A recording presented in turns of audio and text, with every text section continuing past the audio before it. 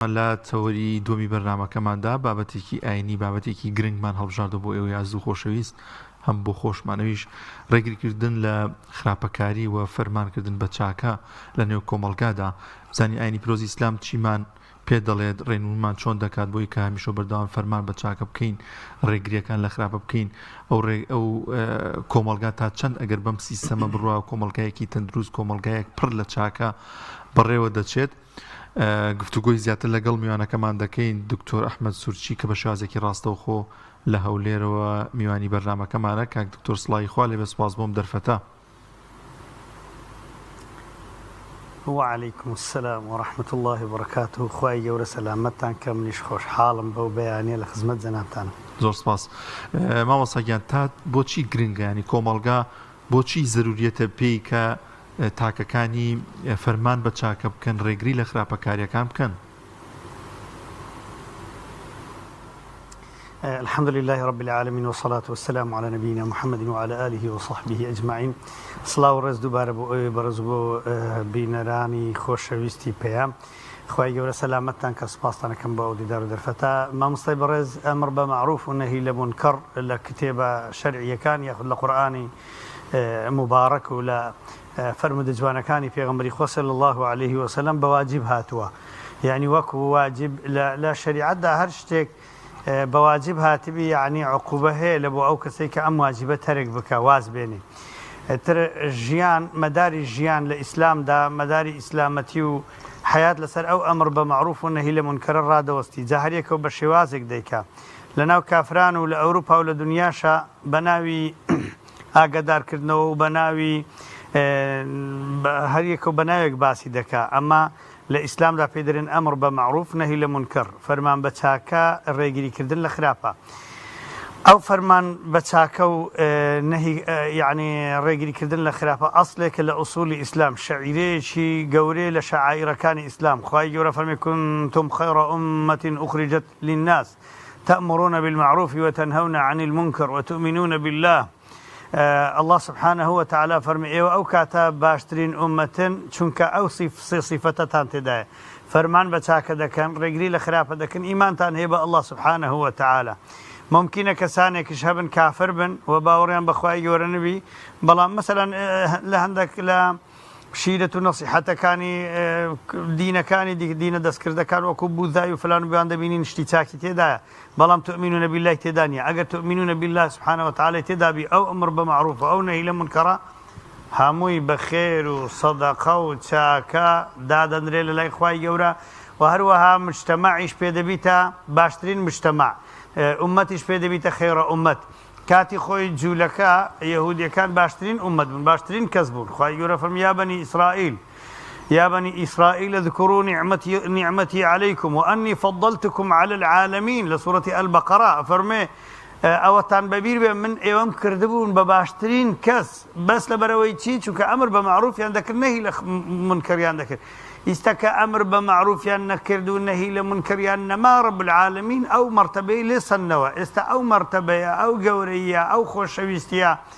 ئەو مەزنیە لە بۆ چیە لە بۆ ئومەتی محەممەدە صلی الله عليه وسلم. هەفتا ئومەت هاتۆتە سەر دنیا ئاخر ئومەت ئومەتی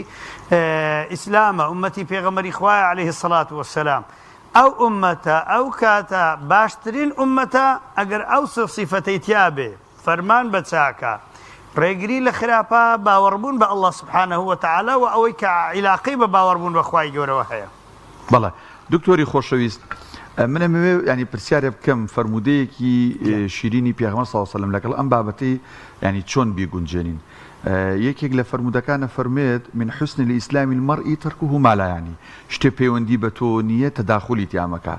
لێرەشەوە باس لە ئەم چەمکە بەرزاکەین ڕێگری لە خراپە ئەمرکردن بە چاکە. ئایا بەڕاست تۆ بە کەسێک بڵێ ئەمە مەکەیان ئەوە بکە ئەمە پێی ئەوترێت ئەمە تەداخولکردنە لە ئیش و کار و باروی ژیانی ڕۆژانەی خەڵکە یان ئەمە دوو بابەتی جیاوازن؟ تمام. لە شریعەتی ئیسلام دیقەت بدە خوای گەورە باسی ئەو شتانەی نەکردەوە کە هیچ کێشیان تێدا نیە. هەر شتێک کێشەی تێدا بیت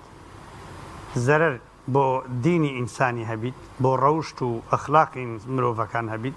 لە بۆ مجتەمع هەبی شریعەت باسی کردووە ئەو شتێک کە هیچ عیلاقەیەکی بە کەسەوە نییە زەرەری بۆ هیچ کەسێک نییە هیچ کێشەی لێ دروست نابی نەلۆ شخصەکە نە لە بۆ مجتەمع ئەمە پێ دەڵێن من حسنی ئیسلامی المەڕئی تەرکوه ما لا یعنیه لە جوانترین صیفەتی ئینسانی مسلمان ئەوەیە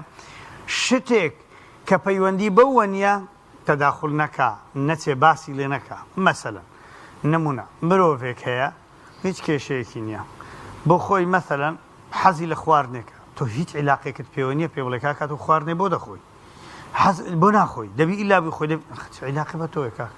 ئەو خواردنەگە حرامە پێ بڵێ کاکە و خواردنە حرامە بۆ خۆت کێشەی هەیە بۆ قیامەتی خۆت با خواردنە مەسەلەن گۆشتی بەرازە خواردنە نازانم چییە ئەو خواردنە حرامە مەشروباتە عەقلت دەبا لە بۆ مجتەمع دروست مشکلە دروست دەکات و سیاقەتی بکەی کێشە دەنێیتەوە ئەوە عیلاقەی بە خەڵکەوە هەیە عیلاقەی بە زەرەری وەشێ بەڵام ئەگە شتێک زەرەری بۆ خۆی نەبی بۆ کەسیش نەبی ئێمە پێی دەڵێن ئەمە ئەتۆ نابی بە هیچ شێوەیەک دەستکاری ئەو کەسە بکەیت ئەمما ئەگەر شتەکە زیانی هەبێ بۆ دینی کەسەکە بۆ ینی بۆ قیامەتی کەسەکە هەر بۆ دنیای کەسەکە یاخود بۆ ئەو مجتەمعی کە لە ناوی دەژێ و کۆمەلگای لە ناوی دەژی پێی دەڵێن پێغەمبەر فەرمیەتی صلی الله عليه وسلم من رأى منكم منكرا فليغيره بيده حدیثەکە ئیمام مسلم ڕیوایەت کردووە هەر کەسێک بینی کەسێ شتێکی منکەڕ و خراپ منکەڕ ئەوەی دیکە ما لا یعنیه بوو ئەو جارەی منکەڕت بینیوە یعنی شتێکی خراپت بینیوە ئەو شتە خراپە عەقلی سەلیم ئینکاری دەکا پێش دین ئەو وحی ئینکاری کردی وحی لە لای خوای گەورەوە هاتۆ بۆ پێغەمبەر صلی الله علیه و سلم پێغەمبەرانی دیکەش هاتۆ ئەو شتە دەبێ نەکرێ حاشا ئەوە درۆوە دەبێ نەکرێ ئەوە بوختانە نەکرێ ئەوە غیبەتە دەبێ نەکرێ ئەوە لە قسە ئەو خواردنانە حرامن دەبێ نەکرێن ئەو سیفەتان دەبێ نەکرێن ئەو شوێنە خراپانە دەبێ نەبن ئەو زوڵمە دەبێ نەبێ ئەو زۆرداریە دەبێ نەبێ ئەو ستەمە دەبێ نابێ بکرێ کە هاتە سەر ئەوەی منکەڕ بوو سێ حاڵەت هەیە حاڵەتی یەکەم ئەوانەی بەدەستی خۆیان دەتوانن نێڵن ئیشەکە بکرد دەسەڵاتدارە لە مامۆستایە لە مەکتەب نابێ ڕەزیلی بکە مامۆستایانی مەکتەب بە هیچ شێوێک لەگەڵ ڕێزم ئەوان قودوەی ئێمن قودوەی قوتابیەکانن نابێ ڕەزیلی بکەن لە کەلیمەی خەیر هەر ناحەقیەک هەر خراپەیەکی لە قوتابیەک بینی فرسەتێکی گەورەیە تا دنیا خێری دەگاتێ بڵێ کوڕەکەم نوێژ وازمێنە کوڕەکەم ئەو جلک و بەرگە کچەکەم ئەو جلک و بەرگە بەکەل ژیان نایە خدا لێ ڕازی نییە جەلە جەلالوه نەک مامۆستابی مدیرەبی نیقابی مەمنوع بکەی بەڵام سفوری مەسموح بکەی نەک مامۆستابی لەگەڵ ڕێزم لەو مامۆستا باشەکان بەدەست دەتوانێت شتی خراپلا بە هەرجێی پێنادە و ئێمالی دەکە و بەڵکو دژایەتی شتە چاکەکانیش دەکا ئەوانە صیفەتی خراپن زۆر لجات يأمرون بالمعروف يأمرون بالمنكر بن وينهون عن المعروف بن كارسات أخوال القرآن في جل جلاله وبرلعنة لفرتي خواهي جورة دكون أو ذا حكومات ناكري حكومات بدنگ بي لو هم مشتخرافاني دكري كحكوم كوا بدستي خوي دتواني شدلا بدا أو ذا سركردو جورة كان واني دا صلاة بدستن بو نمونا ئەو دەسەڵاتە لە توانایدا هەیە نێڵی هیچ دکتۆرێکی پیاو لە نەخۆشخانەی ویلا دەبێ لە دەسەڵاتی هەیە واجبە لەسەر بیکە چکە دکتۆری ئافرەتمان بە زیادەوە هەن دکتۆری پیاو چ دەکە لە نەخۆشخانەی ویلا تەربیە دەتوانێم دکتۆری مامۆستای پیاو لە مەدرسەی کچان نێڵی لە قوتابخانەی کچان کە تایبەتە بە کچان چیشی بە مامۆستای چ دەرسێک هەیە مامۆستای ئافرەتی تێدا نەبی بۆچی مامۆستای پیاو بچێ لە مەکتەبی کچان دابنیشی ئەو حکومەت لەسەری واجبە لای بدا ئەو وەکو شەخص کەسێکی مسلمان دەبێتە مدیر عامێک لای دەدا خوا خێری بنووسی نایکە لە بەرامبەر ڕەب العالەمین ڕادەگیری ڕۆژی قیامەت بەرلعنەتی خوای گەورە دەکەوی عولەما دەفەرمون هەرچی بەرلعنەتی خوای گەورە بکەوی و بەر شەفاعەتی پێغەمبەری ناکەوی صلی الله علیه وسلم ئومەتیش ئەوەی بە شەفاعەتی پێغەمبەری نەبی صلی الله علیه وسلم هیچ کەسێک ناچێتە بەهەشت پێغەمبەر فەرمی صلی الله علیه وسلم حتى أمنش أجر خواي ورحمة بينك إلا أن يتغمدني الله برحمته أجر خواي ورحمة خونا بنام بتباشت رحمتي خواي شفاعتي في غمري صلى الله عليه وسلم لبو أمت لبو جناح كان سك كسما بعملي خمان هم عبادتي تناك نعمتي تساوك خواي وربتي بخش إنجا مديري نخوش خانك أو ذا بيدا ورخوار تادا قت مختاري برزي لا يعني محليك یاخود گەڕەکێک لە مەلیکی دەوڵەتدا پێداوەرە تا دەگاتە ڕئیس عائیلەی هەمویان كلكم راع وكلكم مسؤول عن رعيته هەمویان چاودێرن و بەرپرسن لە لای خوای گەورە لەوەی کە چاودێری دەکەن هەر شتێکی منکەڕ و خراپیان دیت ئەبێ بەدەستی خوان لا بدەن حاڵەتی دووەمین ناتوانن بەدەستی خوان لا بدەن بە زمان قسەی خێر دەکەن بەڵام ئەوی شەرت و شروتی خۆی هەیە گەلێن بپرسی دوای جوابت دەدەمەوە مەثەلەن مرۆڤەکە عیلمی هەبی کە ئەو شتە خراپە و هەروەها شارەزایی هەبی کە ئەو شتە شارزای لە شریعەتە بکە شتە حرامە و بە نەرمی پێی بڵێ و حکمت پێی بڵێ بە جوانی پێی بڵێ و ئیخلاصی لە بۆ خوای گەورە بیجل جەلال و ئێمە وەکو مسلمان لەوەی بە ئەجر و پاداش لە بۆ بنووسێ قسەکانی کە دەیکەی بەرەکەتێکیان تێدا ئەگەر لە بۆ خوای گەورە بی بە تایبەتی گەر بتوانی ادعو إلى سبيل ربك بالحكمة حكمة يعني بالقرآن يعني كلامي خواي جورا بيبلي راست وخو تأثيري لدك چكو ام قرآن اللي خواي جورا هاتوا بشر مرو خدا تن لبشر جورا ترى كلامي خواي جورش هندل كلامي إنساني جورا ترى فرمودي خواي جورا هندل لقصي إنساني جورا ترى مظن ترى أو ذا فرمودي بيغمر صلى الله عليه وسلم أو ذا أقوال علماء بنرمي وببيكنينەوە بەخۆشی پێ بڵێ بەڵێ ئەوە فەرقێک لە بینەوەنە حاڵەتی سێمین هیچت لە دەست نایە دەبێ پێت ناخۆش بی دوای ئەو حەدیثەی کە فەرمێ وذلك أضعف الإيمان ومن لم يستطع فبقلبه بيده نكرة بلسانه نكرة بقلبه وذلك أضعف الإيمان أو ضعيفترين موقفه هەڵوێستی ئیمان داریا کە شتێکی بینی تەنها بەدڵ پێی ناخۆش مثلا من سەرۆکێک دەبینم شتی خراپ دەکا نەلێ دەگەڕێ ئەمن مزاهرەیەکی سلمی بکەم خۆپیشاندانێکی ئاشتیانە بکەم نەلێ دەگەڕێ لە شوێنێکی هیچ بڵێم نەلێ دەگەڕێ نەدەتوانم هیچ دەسەڵاتم نییە بدڵ پێم ناخۆشە و دەست لە بەرخوای گەورە پان دەکەم و دەڵێم خوای جان ئەوەی لا ببەی یەکێکی باشتر بینی بەڵێ مامۆستا ئەنی بەردەوامیدان یاخود بێزار نەبوون لەوەی کە بەردەوام فەرمان بکەین بە چاکە نەهی بکەین لە خراپە تا چەند گرنگە واتە سارد نەبینەوە یعنی ئەگەر شتەکەش نەگۆڕا ئێمە هەر بەردەوام بین کەسێک دەبین کارێکی خراپ دەکە هەر بەردەوام بین لەگەڵی ئەگەر جارێک دوان ئەو هەر بەردەوام بوو سارد نەبیتەوە کۆڵ نەدەی لەوەی کە ئەم واجبە گرنگەی ئاینی پیرۆزی ئیسلام جێبەجێ بکەیت بالضبط آيات قرآن فرمي وأمر بالمعروف فرمان بك بتاكا وانهى عن المنكر وهروها جرنجي بدا ببردوامي التي لا فرمان بتاكا والرجلي كذن الخرافة بلام واصبر على ما أصابك چونکە سەتاسەد ئەوانەی کەوا ئەو کارە دەکەن تووشی چەند ئاستەنگێک دێن خەڵکانێک ساردیان دەکەنەوە برادری خۆی پێ دەڵێ چه حەقت پێدا هەیە ئەمە تەڵەبە بووین لە شاری دهۆک لە کۆلێژی شەریعە ڕۆژێکیان کاتێک لە ڕێگا دەڕۆیشتین بینیم لە ڕێگای مەدرسە مەکتەب دوو منداڵ شەڕیان بوو ئەمنیش چوم لێکم جیاکردنەوە پیاوێکی گەورم بینی گوتم خێراوە لێکیان ناکەیتەوە گوتی ئەو مشکیلاوانە گوتی ئەو مشکلی خۆیتیان یعنی مسلمان نابی بڵێ ئەو مشکلیوانە لەوانەیە ئەتۆ لە بەڕەوانیدا کە بتەوێت تعدیل و بین اثنین صدقة دوو کەسان لێک جودا بکەین نەیەڵی شەڕ بکەن ممکنە زەربەیەکشت پێ بکەوی ممکنە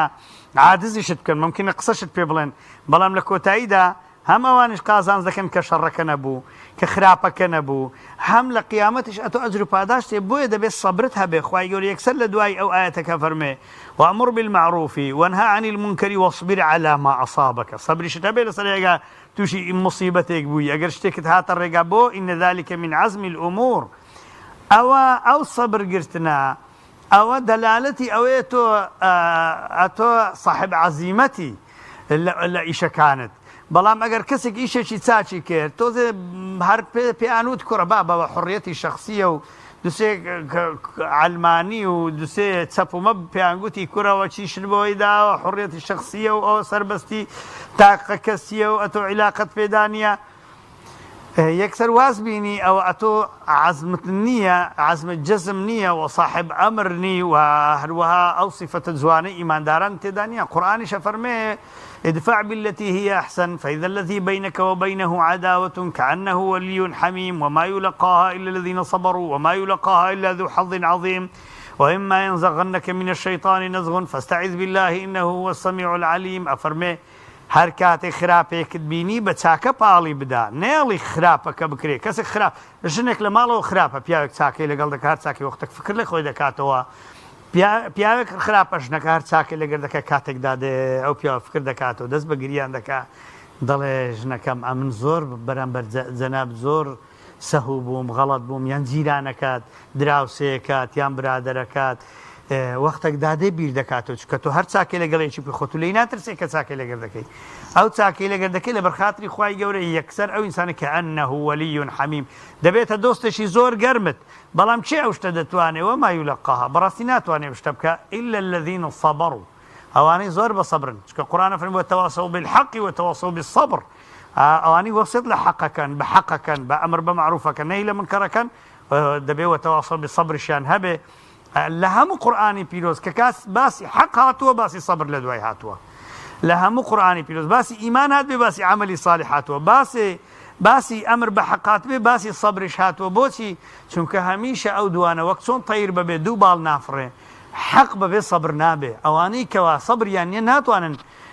حەق بڵێن چونکە لە بیدایەتدا سەبریان گرتووە بۆ خۆیان ئەو شتانیان نەکردووە نەفسی خۆیان پاک کردوتەوە لەو شتانە سەبرێکی زۆریان هەبوو ئەو جەکە ئەمریش دەکەن بە عەقیدەوە بە ئیمانەوە بە ئیخلاسەوە لە بۆ خوای گەورە دەرن گیانەکەم براکەم چاوەکەم ئەو شتە غەڵەتە ئەو شتە مەکە ئەگەر لە لارەکان بگەڕن هەر لار بن بە لاری دەڕۆن تا دەمرن و دەچنە جەهەنەم پەنا بەخوا دەبێت لارەکان ڕاست بکرێنەوە بۆچی ڕەب العالەمین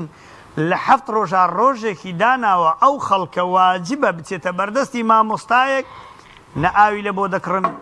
نە خزمەتی دەکەن جاریوا مزگەوتەکەی گەرمە جاریوا مزگەوتەکە ساردا دەبێ بچی لە دیار مامۆستایەک دانیشی چارێکێک 20 دقە 25 دقە مامۆستا قسە بکە و بێدەنگبی بۆچی تا گوێ لە ئەمر بە معروف و نەهی لە منکەر ڕابگری بۆیە بەڕاستی زۆر گرنگە مامۆستاش سەبری هەبێ لەسەر چاک نەبوونی ئەو میلەتە و مدیریش سەبری هەبێ لەسەر چاک نەبوونی هەندێک لە مۆزەفەکان و سەرۆکی وڵاتیش سەبری هەبێ لەسەر چاک نەبوونی لە هەندێک وڵاتیان و گۆڕینی شێواز لە ئەمر بە معروف و نەهی لە منکەر هەر جارە بەنەوەیەکی کوڕێکت هەیە نوێژ ناکەی کەم دەرەی ڕۆڵە گیان نوێژ بکە کوڕێکت بۆچی پێغەمبەر فەرمێتی صلی الله عليه وسلم لە 7 ساڵی ئەبێ بە مناڵەکەت بڵێ نوێژ بکە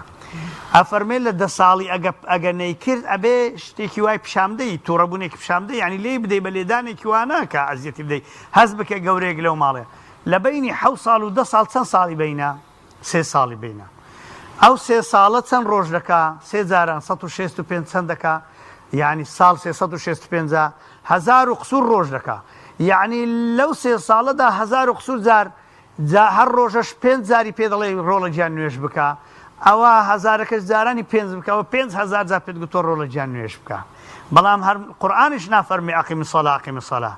جارك فرمي الذين يقيمون الصلاة جارك فرمي ما سلككم في سقر قالوا لم نكن من المصلين يعني بجهنم يكان ضلين بوتي هاتوا تجهنم ضلي والله نيش ندكر يا كم قصة نيش ما ندكر وكنا نخوض مع الخائضين لا خلق شي باي مشوا ما ندكر جناه با خير با هرسي هبا خواهي جورا تنبيه عندك يعني ها جهنم يكان بويت سنة جهنم شو كان نيش يعني نكردوا وكو خلق يعني كردوا جارێکی تکا فەرمی نوێژ بکە جارێکە فەرمی ئەوانەی نوێژەکەن ئاوە هەر جارە و بە گۆڕینی شێوازی قسەکردن و حرەکات و ئوسلوب و سیاسەتێکی جوان و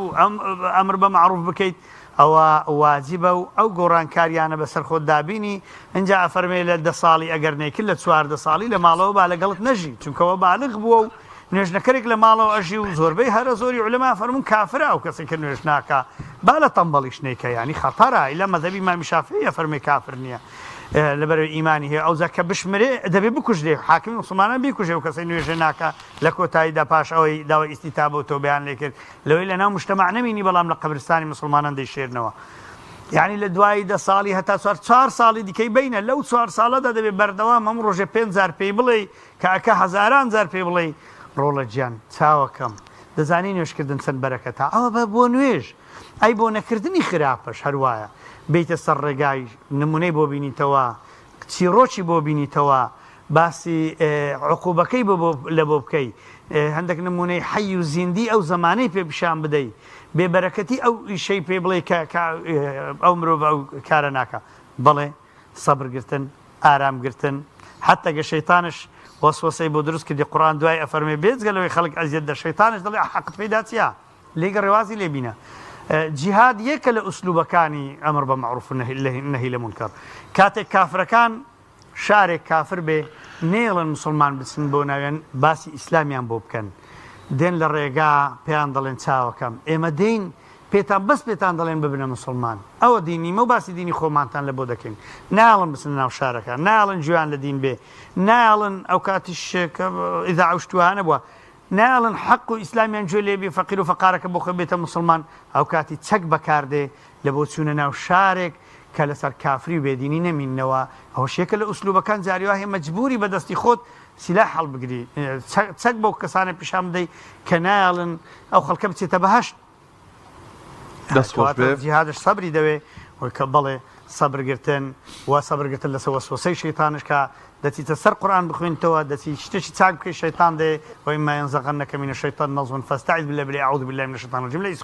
لە کاری خۆت بەردەوام بە دەستخۆش زۆر بەڕێز دکتۆر ئەحمەد سۆفی بانخواست باس بۆی کە لەم تەوەرەیە لە ستۆدیۆکانمان ڕاستەوخۆ لە هەولێر و لەگەڵمان نابووی دەستخۆش بێخوا